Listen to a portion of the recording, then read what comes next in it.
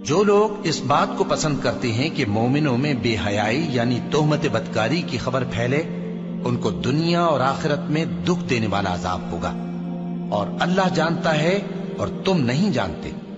اور اگر تم پر اللہ کا فضل اور اس کی رحمت نہ ہوتی تو کیا کچھ نہ ہوتا، مگر وہ کریم ہے،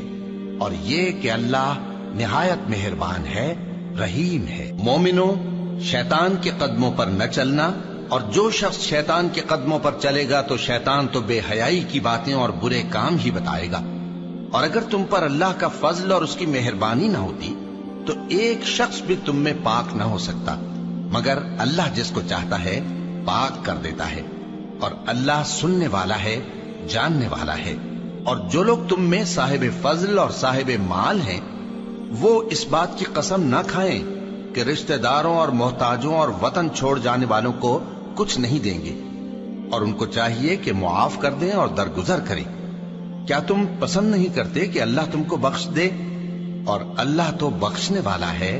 مہربان ہے۔ جو لوگ پرہیزگار اور برے کاموں سے بے خبر اور ایماندار عورتوں پر بدکاری کی تہمت لگاتے ہیں، ان پر دنیا اور آخرت دونوں میں لعنت ہے، اور ان کو سخت عذاب ہوگا، یعنی قیامت کے روز، جس دن ان کی زبانیں اور ہاتھ اور پاؤں سب ان کے کاموں کی گواہی دیں گے۔ اس دن اللہ ان کو ان کے اعمال کا پورا پورا اور ٹھیک ٹھیک بدلہ دے گا، اور ان کو معلوم ہو جائے گا کہ اللہ برحق اور حق کو ظاہر کرنے والا ہے۔ ناپاک عورتیں ناپاک مردوں کے لیے ہیں، اور ناپاک مرد ناپاک عورتوں کے لیے، اور پاک عورتیں پاک مردوں کے لیے ہیں، اور پاک مرد پاک عورتوں کے لیے۔ یہ پاک لوگ ان جھوٹوں کی باتوں سے بری ہیں، اور ان کے لیے بخشش اور نیک روزی ہے۔ مومنوں، اپنے گھروں کے سوا دوسرے لوگوں کے گھروں میں گھر والوں سے اجازت لیے اور ان کو سلام کیے بغیر داخل نہ ہوا کرو، یہ تمہارے حق میں بہتر ہے، اور ہم یہ نصیحت اس لیے کرتے ہیں کہ شاید تم یاد رکھو۔ پھر اگر تم گھر میں کسی کو موجود نہ پاؤ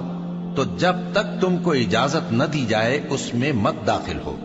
اور اگر یہ کہا جائے کہ اس وقت لوٹ جاؤ تو لوٹ جایا کرو، یہ تمہارے لیے بڑی پاکیزگی کی بات ہے،